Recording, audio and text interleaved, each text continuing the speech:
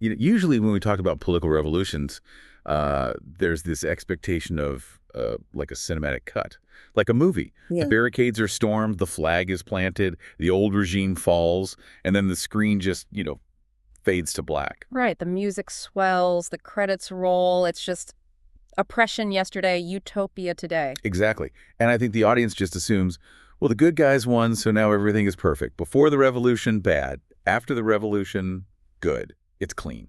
It's comforting, too. I mean, we really like our historical narratives to have this neat, tidy resolution. We absolutely do not want to think about the paperwork or the administration or, just the sheer logistical chaos of the day after those barricades come down. But then you step into the actual historical writings of Karl Marx and Friedrich Engels, and suddenly that cinematic cut it disappears entirely because we're looking at a post-revolutionary landscape in their text that is, honestly, it's murky, it's highly structured, it's heavily debated, and it is obsessed with logistics.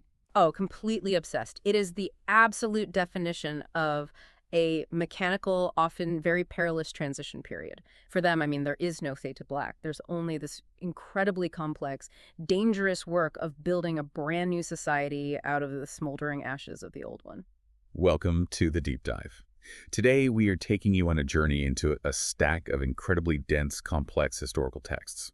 We are looking specifically at the Marx and Engels collected works, often abbreviated as the MECW, and our primary focus today is going to center on Karl Marx's famous text, The Critique of the Gotha Program, along with, some of their related writings from that exact period. Which is an absolutely fascinating era for them. I mean, this is the period where their theory of the state really matures. We are moving way past the broad, sweeping, almost romantic concepts of the 1848 Communist Manifesto and getting into the gritty, pragmatic reality of late 19th century political strategy. Right.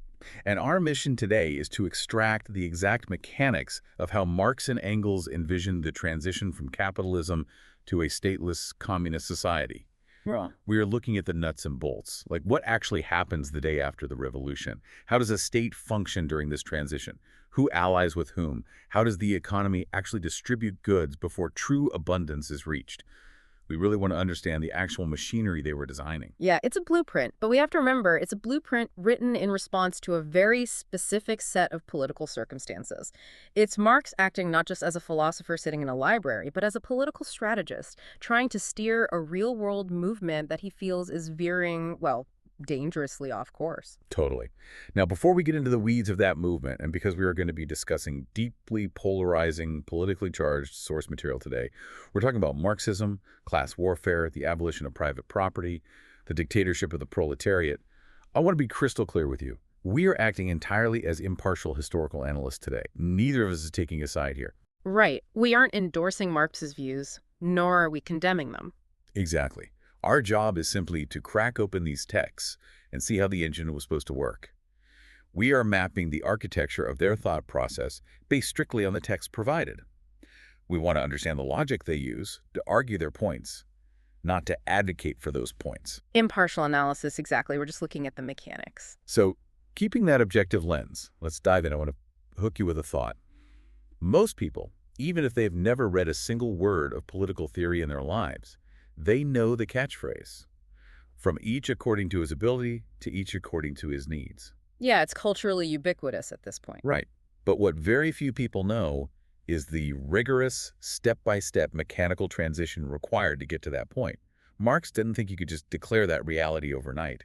He actually predicted a long, messy, and highly structured middle phase. A phase that requires dealing head-on with the realities of human nature, severe economic scarcity, and, of course, determined political enemies.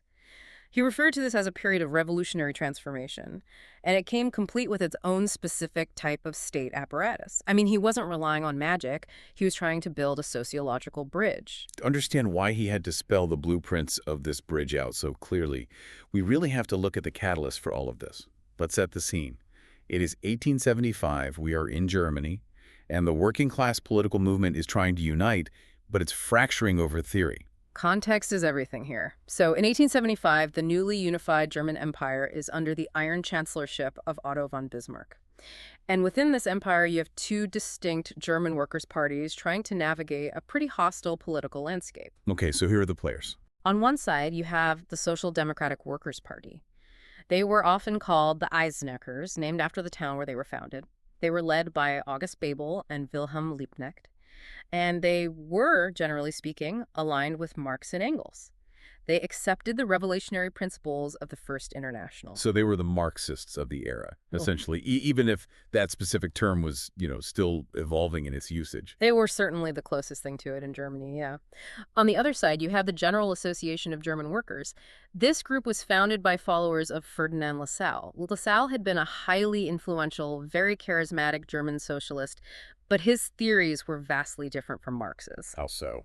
Well, Lassalle believed in a much more reformist, almost nationalist approach. He thought the working class could use the existing Prussian state, through universal suffrage, to implement socialism from the top down. So you have the revolutionary Eisenachers on one side and the reformist Lassalleans on the other. And in 1875, at a congress in the town of Gotha, they decide they need to merge to form a single United Social Democratic Party of Germany. They basically want to pool their electoral strength. Right, and to do this, they have to draft a joint party program, a manifesto of their combined goals. This draft, which becomes known as the Gotha program, is sent to Marx and Engels in London for their review before it's finalized. And to say they were unhappy with what they read would be like the understatement of the 19th century. They were absolutely furious. Reading the critique of the Gotha program and Engels' accompanying letters to Bebel, the level of intellectual vitriol is staggering. Oh, yeah. They saw this draft not as a pragmatic political compromise, but as a catastrophic ideological surrender to Lassalleanism. They felt the Eisenachers had given up all their hard-won scientific theoretical ground just for the sake of a political merger. In a letter to Bebel, Engels points out that he and Marx could never give their allegiance to a new party set up on such a theoretically flawed basis, right? Exactly. They firmly believed the Eisenachers had absolutely nothing to learn from Lassalleans in the theoretical sphere. Wait, hold on. If you're a political pragmatist listening to this, you're probably thinking, look, two similar political parties are trying to merge to pool their resources, win seats in the Reichstag, and gain actual electoral power. Isn't compromise the whole point of a merger? Why is Marx willing to blow up a massive political alliance over theoretical nitpicks? It's a vital question, and it gets to the heart of how Marx and Engels viewed the purpose of a political party. Engels answers it directly. He explains that a new program is, after all, a banner planted in public. The outside world, the broader working class, and their political enemies judge the party entirely by this foundational document. It's their constitution. It's the mission statement that tells the workers exactly what they're fighting for. Exactly, and because of that, Marx and Engels believed you shouldn't put theoretically flawed, unscientific ideas into a foundational document just to keep the peace at a conference. If a merger was absolutely necessary for survival, Marx told the Eisenachers they should simply have come to an agreement about action against the common foe. Like create a platform for practical, day-to-day political action. Yeah. Boycotts, strikes, electoral strategies. Right, exactly. But do not draft a unified theoretical program if you aren't actually in agreement on the fundamental science of how society operates. You can compromise on tactics, but you can't bargain with principles. Yeah, they feared that formally codifying Lassalle's errors as the official doctrine of the German working class would drag the whole movement backwards intellectually. It would confuse the workers about who their real enemies were and how the capitalist system actually functioned mechanically. So let's unpack those specific mechanical errors. What exactly in this draft made Marx lose his mind? The first major sticking point in the text is Lassalle's iron law of wages. Right. This was a concept Lassalle popularized immensely in Germany. It essentially argued that wages under capitalism will always, inevitably, fall to the bare minimum required for a worker to survive and reproduce. It was heavily based on Thomas Malthus's population theory. The idea that if wages go up, workers get comfortable and have more children. That increases the labor supply over the next generation, and that massive supply of new workers drives wages right back down to subsistence level. That's the mechanism Lassalle believed in, the iron law. Which, on the surface, sounds vaguely like something Marx might agree with, right? Capitalism keeps workers poor. But Marx attacks this violently in the critique. Why does he care so much about this specific phrasing if the conclusion that workers stay poor is the same? Because it fundamentally misdiagnoses the disease. It misunderstands the mechanism of capitalist exploitation entirely. By 1875, Marx had already published Volume 1 of Capital. He had spent decades developing the theory of surplus value. Marx argued that the problem wasn't just demographic, that wages were kept low by population dynamics, The problem was the system of wage labor itself. The actual extraction of value at the point of production. Capitalists extract surplus value, which is unpaid labor, from the worker, regardless of population sizes. Marx points out that if you accept the iron law of wages, you are essentially saying that poverty is just a law of nature, a biological consequence of human reproduction. Ah, I see. If it's a law of nature, you can't overthrow it. You're basically validating bourgeois economic theory.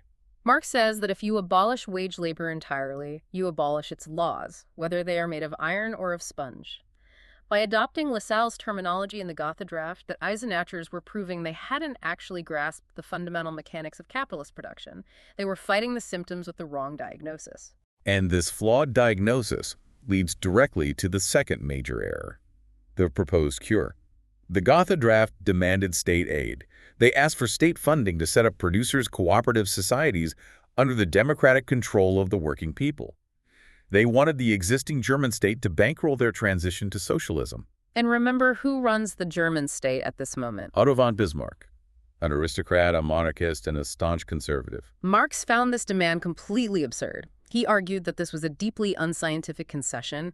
Lassalleanism posited that you could just politely ask the state for a loan to build worker cooperatives, and socialism would gradually grow out of this state funding, peacefully coexisting with the empire until it took over. Marx writes this incredibly biting, sarcastic line in the Critique. He says it is worthy of Lassalle's imagination that with state loans, one can build a new society just as well as the new railway. He's pointing out the sheer political naivete. Marx notes that a majority of the working people in Germany at that time were actually peasants, agricultural workers, not industrial proletarians.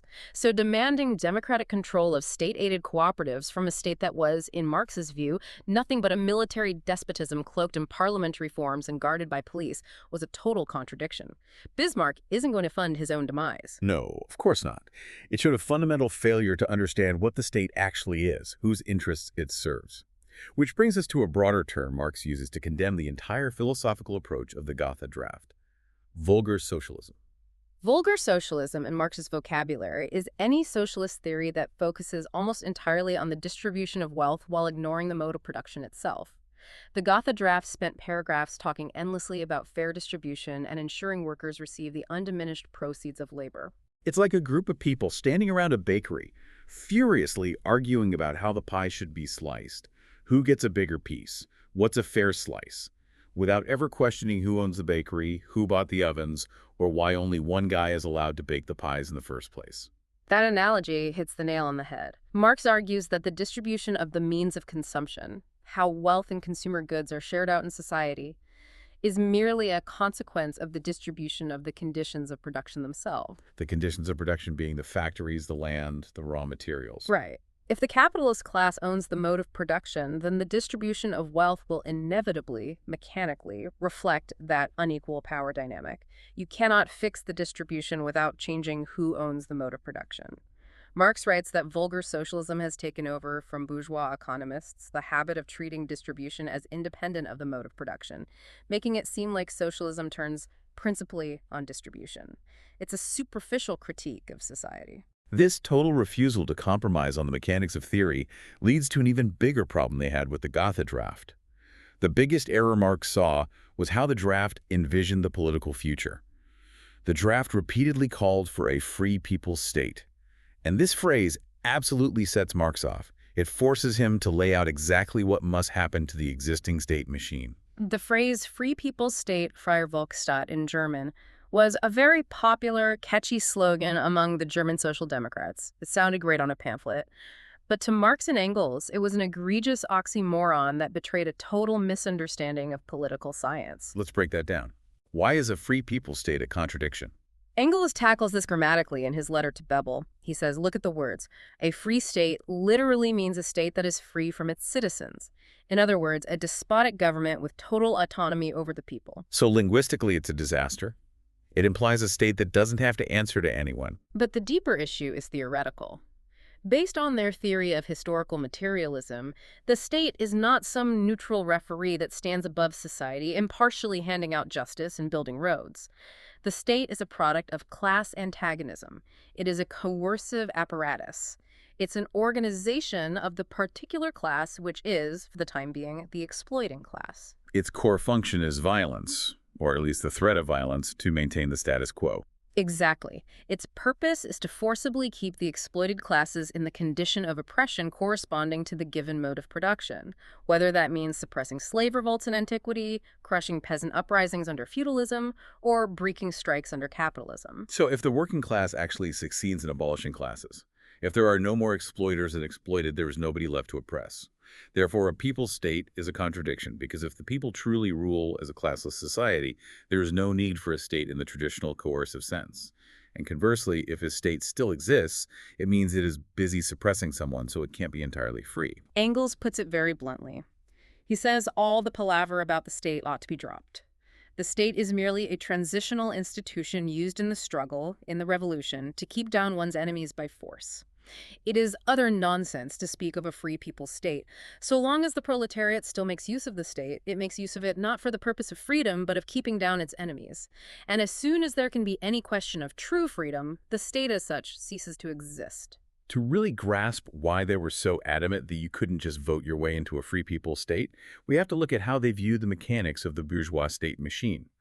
The sources point heavily to Marx's work, The Civil War in France, which he wrote just a few years earlier after observing the Paris Commune of 1871. The Paris Commune was a watershed moment for Marxist theory. It was the first time the working class actually seized power in a major city, even if only for a few months. It allowed Marx to observe a real-world working-class uprising, see what they did right, see what they did wrong, and adjust his theories accordingly. Right. And in analyzing the French state leading up to the Commune, Marx details how the centralized state power, the standing army, the police, the bureaucracy, the clergy, the judicature, was forged originally during the days of absolute monarchy. It was a weapon used by the emerging middle class to break down the power of the feudal lords. But as capitalism developed, the state machine evolved. Marx notes that at the same pace that modern industry developed and class antagonisms intensified, the state power assumed more and more the character of the national power of capital over labor. It became a public force organized for social enslavement, an engine of class despotism.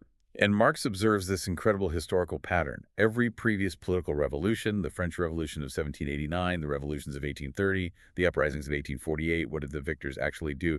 They just took this massive pre-existing state machine and handed it over to a new set of rulers. They perfected the machine, centralized it more, made it more efficient rather than dismantling it. He notes that all revolutions up to that point perfected this machine instead of breaking it.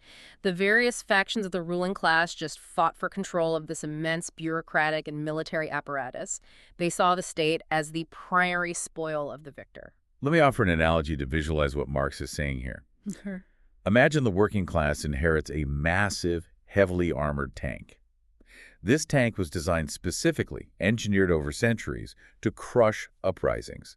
Its treads are meant to roll over barricades, its guns are pointed inward at the population. Its entire command structure is built on rigid, unquestioning hierarchy. Oh, that's good, yeah. The Gotha program essentially suggests that the workers can just vote to put a new driver in the tank, a democratic driver, and steer this vehicle toward freedom. But Marx is looking at the blueprint of the tank and saying, no, you can't just steer it in a new direction. The vehicle itself, its armor, its guns, its hierarchical control system is the problem. It is fundamentally designed for oppression. That analogy aligns perfectly with Marx's most crucial conclusion from watching the Paris Commune. He wrote, and this is perhaps the central tenet of his entire political theory regarding the transition: the working class cannot simply lay hold of the ready-made state machinery and wield it for its own purposes. You cannot use the master's tools to dismantle the master's house. Because the standing army, the unelected hierarchical bureaucracy, the obedient police forces, these organs are inherently anti-democratic. They are designed to enforce the will of a minority over a majority. If the proletariat tries to use them, they will find themselves trapped within the logic of those institutions. The bureaucracy will subvert them, the army will turn on them. Therefore, the first condition for the holding of political power by the working class is to transform the traditional working machinery and destroy it as an instrument of class rule. You have to smash the tank. They must concentrate all their forces of destruction against it. Smash is the specific terminology used in translations of his letters. The proletarian revolution must break the old state machine, not just transfer it from one hand to another. But wait, If you smash the tank, if you completely dismantle the standing army, fire the police force, and abolish the bureaucracy, what takes its place, you can't just have an immediate vacuum of power, especially not the day after a revolution when the old ruling class is presumably recovering from the shock and plotting to get their property back. Right. Nature abhors a vacuum. Exactly. This brings us to one of the most famous, heavily debated, and frankly most misunderstood concepts in all of these texts: the revolutionary dictatorship of the proletariat. To unpack this, we really have to look at Marx's timeline. In the Critique of the Gotha program, he asks a direct question. What transformation will the state undergo in communist society? And he answers that between capitalist and communist society lies the period of the revolutionary transformation of the one into the other. So it's a bridge between two worlds. And corresponding to this economic and social transformation is a political transition period. During this period, the state can be nothing but the revolutionary dictatorship of the proletariat. Okay, I have to pause here because the word dictatorship carries immense, highly negative baggage for a modern audience. When you hear dictatorship, your mind immediately goes to the 20th century. You picture autocrats, single-party totalitarian rule, secret police, the suppression of all dissent. We really need to define what Marx actually meant by this term in the 1870s because it is absolutely crucial for an impartial understanding of the text. It is essential to strip away the 20th century connotations. In the 19th century, the term dictatorship did not primarily mean the tyrannical rule of a single individual. Educated writers of that era were hearkening back to the Roman Republic. Right, classical history. Yeah. In Rome, a dictator was a specific magistrate granted temporary, extraordinary powers to deal with a specific emergency or military crisis like Cincinnatus, leaving his farm to save Rome and then giving up power when the job was done. It was a temporary state of exception, a constitutional mechanism for crises, not a permanent system of autocracy. So when Marx says dictatorship of the proletariat, he is talking about a class dictatorship, not an individual one. He means that the proletariat, the working class acting as a whole, exercises absolute political power in order to restructure society during a massive crisis. It is the rule of the majority over the former minority of exploiters. And to prove he didn't mean a single tyrant, Engels later explicitly pointed to the Paris Commune of 1871 and said, "Look at the Paris Commune, that was the dictatorship of the proletariat." And what did the Paris Commune actually look like mechanically?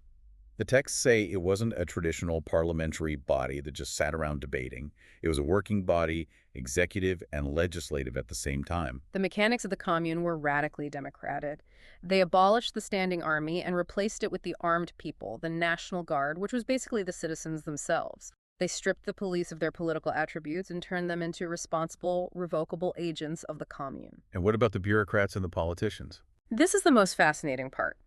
All public officials, from the members of the commune down to judges and magistrates, were elected by universal suffrage. Furthermore, they were strictly accountable and subject to immediate recall by their constituents at any time. If they didn't do what they promised, they were instantly removed. And crucially, from the top down, public service had to be done at standard workmen's wages.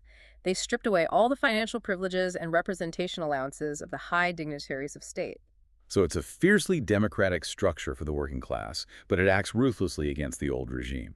But still, someone might ask, if the end goal is a stateless society, why build a new state apparatus at all, even a highly democratic one? Why not just declare the state abolished on day one? Because the proletariat still has enemies. This is where Marx clashes fiercely with the anarchists of his day who demanded exactly that. Marx argues that as long as the other classes, above all the capitalist class, still exist, the proletariat must use forcible means, which is to say governmental means, to keep them down. You don't just win a revolution, tear down the barricades, and expect the capitalists to say, well, fair play, you beat us. Here are the keys to the factories, here are the deeds to the land, we'll just go be regular workers now. Human history doesn't work like that. They will fight back. They will organize counter-revolutions. They will use their remaining wealth to hire mercenaries or appeal to foreign nations for military intervention. Furthermore, the economic conditions that give rise to the class struggle haven't vanished overnight. Right. The new proletarian state is a transitional institution used in the struggle to forcibly remove or transform those underlying economic conditions. As long as the economic basis of class society has not been completely destroyed, the proletariat must maintain a centralized power. So suppression of the old ruling class is one major function. Hmm. But looking at the sources, there's also a massive constructive function to this dictatorship, right?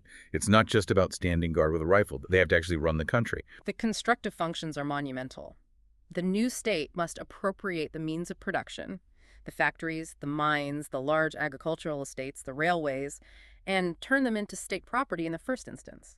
They have to totally centralize the economy. To reorganize it on a completely new basis, they're attempting to achieve what Marx calls the harmonious national and international coordination of the social forms of production.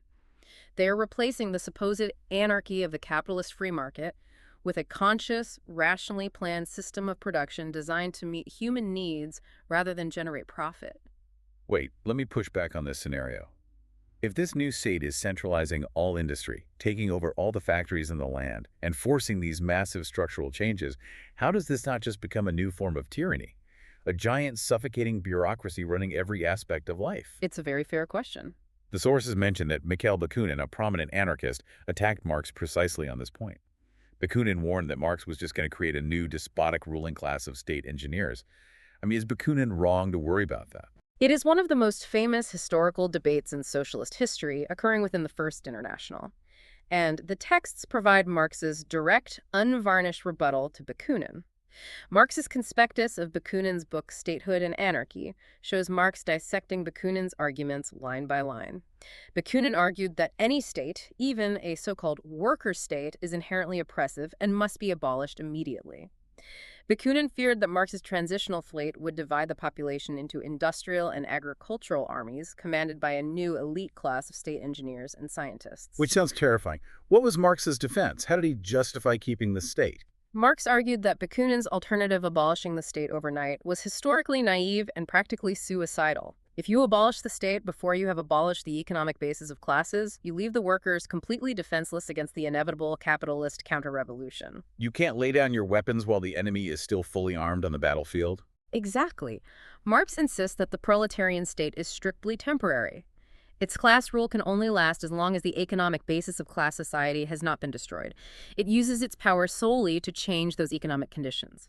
Marx argues that it is an evident contradiction to call it a people's state and then want to destroy it before its work is actually done. The state is a necessary, albeit dangerous, tool to dig up the roots of capitalism. Once the roots are gone, the tool can be discarded, but not a day before. But this raises another huge strategic issue regarding the mechanics of this transition. In this transitional state, is the industrial working class acting completely alone? Are they a tiny minority of factory workers trying to dictate terms to everyone else in the country? The Gotha program seemed to imply they were acting alone, and Marx vehemently disagreed with that assumption. This points to the strategic necessity of class alliances. This is a crucial point of political strategy, where Marx again corrects Lassalle's influence on the Gotha draft. The draft included a specific line championed by Lassalle, which stated that in relation to the working class, all other classes are only one reactionary mass. One reactionary mass, meaning everyone who isn't a wage worker in an industrial factory is the enemy. Yes. Lassalle viewed the bourgeoisie, the feudal landowners, the peasants, and the small business owners as a single, uniform block of reactionaries opposing the working class. And Marx's response to that? Marx and Engels thought this was a disastrous and historically illiterate concept. Engels pointed out in his letters that if you declare everyone else to be one reactionary mass, you completely isolate the proletariat.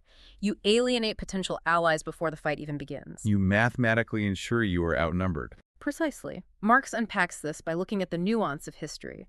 He points out that yes, the Communist Manifesto does say the proletariat is the only really revolutionary class because their very existence depends on the overthrow of capitalism. But it doesn't say everyone else forms one reactionary mass. For example, the bourgeoisie, the capitalists themselves, are revolutionary in relation to the feudal lords and the absolute monarchy. They build large-scale industry, they tear down feudal restrictions, they build modern nations. So they play a progressive historical role at a certain stage before they become the oppressor. Yes. And more importantly for the revolution, what about the middle estates? The artisans, the shopkeepers, and especially the peasants. Marx says they are not a reactionary mass either. They become revolutionary in view of their impending transfer into the proletariat. As capitalism develops and monopolies grow, these small property owners are ruined by big business and are forced into the ranks of the working class. So they are potential allies, not a monolithic enemy. The sources, especially the class struggles in France, talk heavily about how Marx saw the alliance with the peasantry and the urban petty bourgeoisie as absolutely necessary for the proletariat to hold on to power. In a country like Germany or France in the 1870s, the industrial proletariat was not the absolute majority of the population.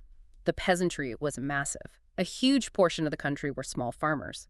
Marx demonstrated that the proletariat actually requires strict alliances with these non-proletarian sections of the working people. Wow, so they needed them. If the proletariat tries to act alone without the support or at least the neutrality of the peasants, their revolution will become a solo song, as Marx phrased it, which will inevitably become a swan song. The peasants will be mobilized by the reactionary forces to crush the urban workers, just as they were during the Paris Commune. Okay, strategically that makes sense. But mechanically, how do you actually forge that alliance? Think about a 19th century French peasant. Their entire identity, their survival, is tied up in their small plot of land that they probably got during the French Revolution. How do you get a property-owning peasant to ally with communists who openly state their end goal is the abolition of private property? That seems like an impossible sell. Join us. We're going to take your farm. It is the great strategic puzzle of the era, and Marx lays out the mechanics of this in his notes on Bakunin. The proletarian state must not approach the peasant with abstract theories of communism or threats of confiscation. They must take practical, immediate measures that visibly improve the peasant's material condition. You win them over through policy, not philosophy. You demonstrate that the workers' government is in their immediate, tangible interest. For example, relieving them of crushing bank mortgages, abolishing any lingering feudal dues, or significantly lowering their taxes. You win them over to the revolution by making their lives demonstrably better under the new regime than they were under the capitalists. But doesn't that just reinforce their desire for private property? If you pay off their mortgage, aren't they just a more secure capitalist farmer now? This is where Marx's dialectical approach comes in. He argues that these immediate measures must contain the seeds which will facilitate a natural, voluntary transition from private to collective land ownership. You don't force the peasant into a collective farm at gunpoint. That would just cause a civil war. Right. You change the economic conditions surrounding them. Perhaps the worker state provides state-funded modern machinery, tractors, harvesters, advanced fertilizers that are only efficient if used collectively on larger tracts of land. The state offers economic incentives for cooperation. The goal is that the peasant, seeing the clear material benefits of collective farming, arrives at communism economically of his own accord. You make cooperation more profitable, less backbreaking, and more logical than remaining isolated on a tiny plot of land. Exactly. And this ties into a broader strategic concept Marx and Engels developed, which is mentioned in their 1850 address to the Communist League, the concept of permanent revolution. Let's unpack that term. Permanent revolution doesn't mean fighting in the streets every single day forever, does it? No, it relates to the stages of revolution and not letting the momentum die. They recognize that in countries where feudal or aristocratic elements still had a grip, a bourgeois democratic revolution might happen first, led by the middle classes or the petty bourgeoisie. Marx and Engels argue that the working class should absolutely support this democratic push, but they must not let the revolution stop there. They must make the revolution permanent. Keep driving it forward past the comfort zone of the middle class. The workers must push the democratic petty bourgeoisie to their extreme limits. They must constantly escalate their demands to ensure the revolution doesn't stall in a comfortable bourgeois republican phase where property relations remain basically the same. The sources give a great example of this mechanical escalation.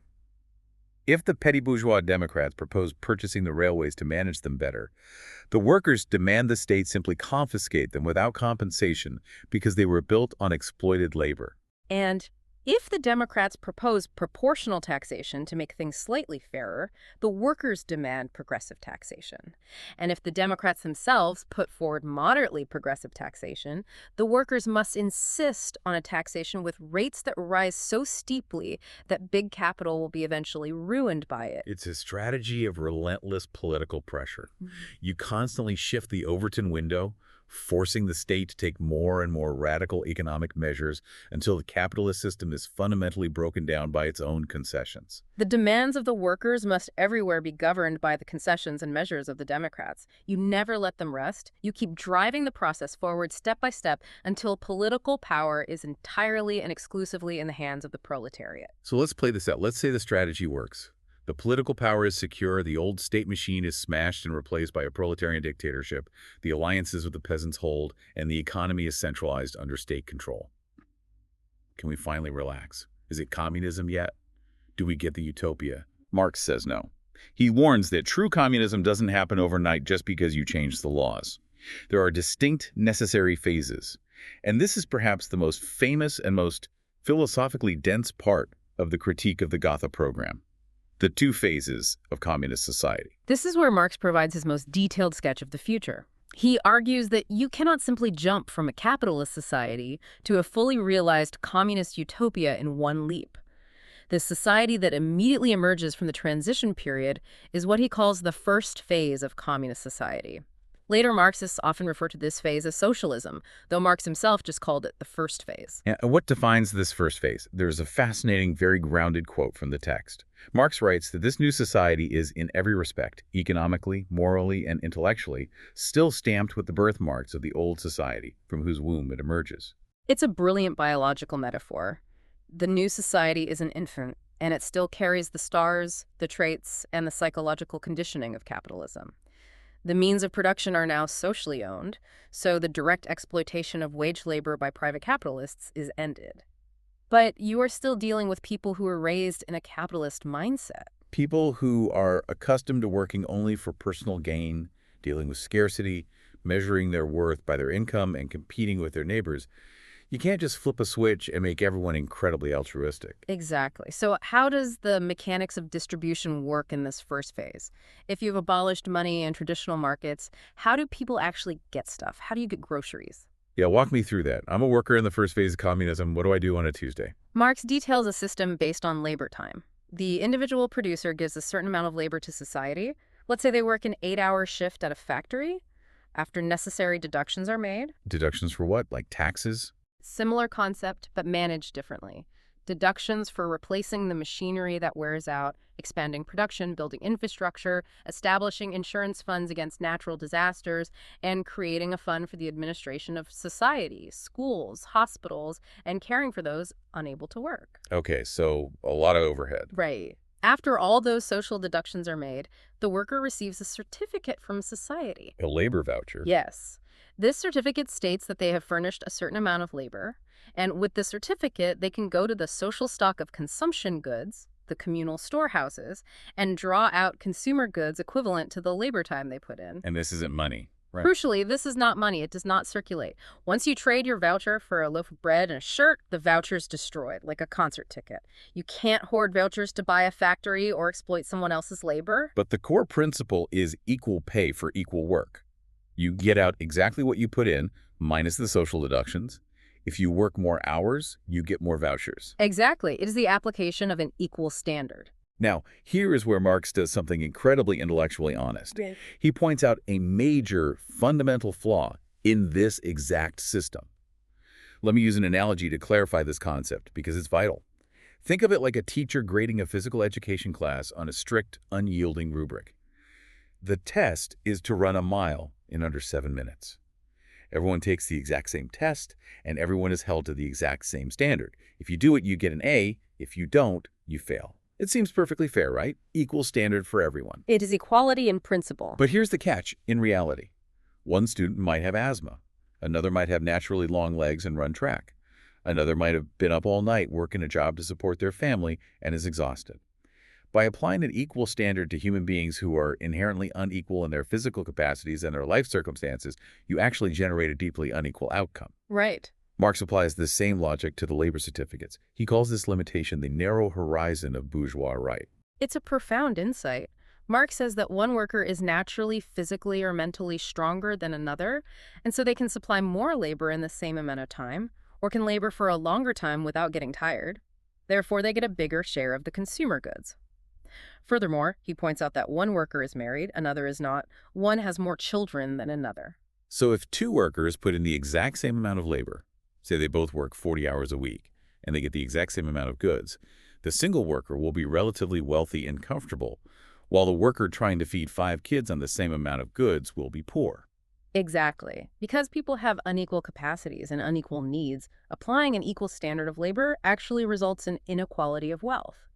Marx openly acknowledges this flaw. He says to avoid all these defects, right would have to be unequal rather than equal. You would have to give the worker with 5 kids more goods for the same amount of work just to achieve actual equity. But he accepts this flaw as a necessary evil of the first phase. He says these defects are inevitable in the first phase of communist society, as it is when it has just emerged after prolonged birth pangs from capitalist society. Right can never be higher than the economic structure of society and its cultural development, which this determines. You cannot force total perfect equality when the material wealth of society and human psychology simply aren't ready for it. So how do we get past this? If the first phase still has inequality and people working just to earn vouchers to survive, when do we reach the promised land? When do we reach true communism? We transition to what Marx calls the higher phase of communist society, but he is clear that this isn't just a political decree you can pass in a parliament. It requires massive material and psychological changes that might take generations. First, the enslaving subordination of the individual to the division of labor has to vanish. In particular, the antithesis between mental and physical labor must disappear. Meaning people aren't trapped in one mind-numbing manual job their whole lives. You don't have a permanent class of bitch diggers and a permanent class of university professors. Right. Education and production are integrated. Second, labor itself must fundamentally change its psychological nature. It must become not only a means of life, a chore you do to earn a voucher to survive, but life's prime want. People must want to contribute to society because the work is fulfilling, creative, and socially valued. And crucially, the technology and productive forces of society must have increased to a point of sheer superabundance. They need incredible automation and efficiency. As Marx writes, all the springs of commonwealth must flow more abundantly. Yes. Only when scarcity is permanently defeated, and only when human beings have developed into fully cooperative social individuals, can society finally cross that narrow horizon of bourgeois right. And that is the exact moment when society can finally inscribe on its banners the ultimate slogan, from each according to his abilities to each according to his needs. It's a beautiful utopian vision, but as we've seen, Marx grounds it in a rigorous sequence of material prerequisites. You don't get the slogan without going through the dictatorship, the smashing of the state, the centralization of the economy, and the unequal first phase. It's a final destination, not a starting point. So let's imagine society actually gets there. They reach this higher phase. The economy is producing abundant wealth. Classes have totally vanished. Everyone is working according to their ability and freely taking what they need from the communal stores. What happens to that proletarian state machine? The one that was built during the dictatorship to suppress enemies and coordinate the massive transition. It's still sitting there. Do we arrive at the withering away of the state? We do. This concept is primarily associated with Friedrich Engels, who articulated it brilliantly in his works like Anti-Dühring and Socialism, Utopian and Scientific, which are heavily referenced in the background of these sources. Engels explains what he calls the final paradoxical act of the state. Paradoxical how? He says that the first act, by virtue of which the state really constitutes itself the representative of the whole of society, which is the taking possession of the means of production in the name of society, this is, at the same time, its last independent act as a state. Taking over the entire economy is the state's grand finale. Because once the means of production are public property, and once class distinctions have vanished, there is no longer any social class to be held in subjection. Because everyone is just a worker owner. There are no capitalists, no landlords, no proletarians, just people living in a free association. And if there are no classes to oppress, the need for a special repressive force, the police, the standing army, the coercive state apparatus, completely disappears. State interference in social relations becomes, in one domain after another, superfluous. I love this highly memorable quote from Engels here. He says, the government of persons is replaced by the administration of things and by the conduct of processes of production. But let's ground that. What does that actually mean mechanically for a regular person? Does the government just lock its doors, turn off the lights, and walk away? Who takes out the trash? Who schedules the trains? Who makes sure the power grid stays online? The logistics remain. The coercion vanishes. That's the key distinction. It means that the political character of the state disappears. You still need administration. You still need statistical bureaus to figure out how much wheat to grow. You still need logistics experts to schedule the trains and organize the sanitation department. Right, someone still has to do the math. But these become purely administrative, technical functions. They lose their coercive class domination character. Society manages economic production directly as an association of free producers without a separate armed apparatus of violent enforcement standing above them and telling them what to do. It becomes logistics, not politics. Running the train schedule doesn't require a riot squad. And this leads to Engels' most famous formulation, which he aimed directly at the anarchists who demanded the immediate abolition of the state on day one. Engels wrote, "The state is not abolished, it dies out." Or, in some translations, it withers away. It just becomes obsolete like an old piece of technology. He says it belongs in the Museum of Antiquities, next to the spinning wheel and the bronze axe. It was a tool necessary for a specific epoch of human history, the epoch of class struggle. Once that epoch is over, the tool is no longer needed, and it just fades into history. It's a staggering long-term vision of human development. Yeah. And the texts conclude this conceptual journey by explaining the philosophical endpoint of all these mechanics. Engels describes it as humanity's leap from the kingdom of necessity to the kingdom of freedom. It's the ultimate culmination of historical materialism. For all of previous history, humans were at the mercy of blind economic forces. The market, economic crises, class struggle, these were extraneous, objective forces that governed history like natural disasters. People didn't control the economy controlled them. Right. But with the socialization of production, humanity finally takes conscious control of its own destiny. People become the real conscious masters of nature and of their own social organization. They write their own history rather than being written by it. The struggle for individual existence ceases. It is only from that point, Engels argues, that humanity truly leaves the conditions of animal existence behind and enters into truly human conditions. Okay, let's take a breath. We need to briefly recap this intense journey because we have covered a massive amount of dense theory and historical mechanics today. We started in 1875 Germany with Marx's sheer anger over the Gotha program's vulgar socialism, its reliance on the iron law of wages, and its illusions about a free people's state. Which led us to the mechanical requirement of smashing the old bourgeois state machine, like dismantling a tank, not just putting a new driver inside it. Then we explored the establishment of a working-class dictatorship, models on the radical democracy of the Paris Commune to temporarily suppress the old ruling class and centralize the economy. We look at the strategic necessity of forging practical, immediate alliances with the peasantry, changing their economic conditions so the industrial workers aren't fighting a lonely, doomed war. We transitioned through the difficult birthmarks of the first phase of communism, where bourgeois right and unequal wealth still exist due to the mechanics of labor vouchers. All the way to the higher phase of superabundance, where work becomes life's prime want, and the coercive state finally dies out completely in favor of a free association of producers administering things, not governing people. It is an incredibly rigorous, almost mathematical sequence. It shows that Marx and Engels were not just abstract utopian dreamers writing poetry about freedom.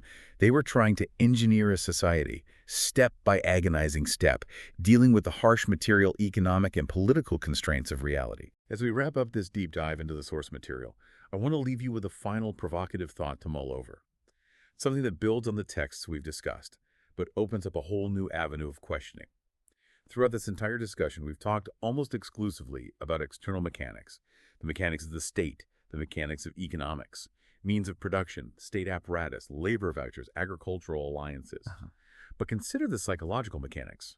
Marx argued that the revolution is necessary not just to overthrow the ruling class, but because the class doing the overthrowing must rid itself of all the muck of ages to become fitted to found society anew. It begs a massive question for anyone studying this transition. Is it actually possible to change the economic structure of a society without fundamentally rewiring human psychology first? Or does the violent participatory act of revolution itself serve as that rewiring process?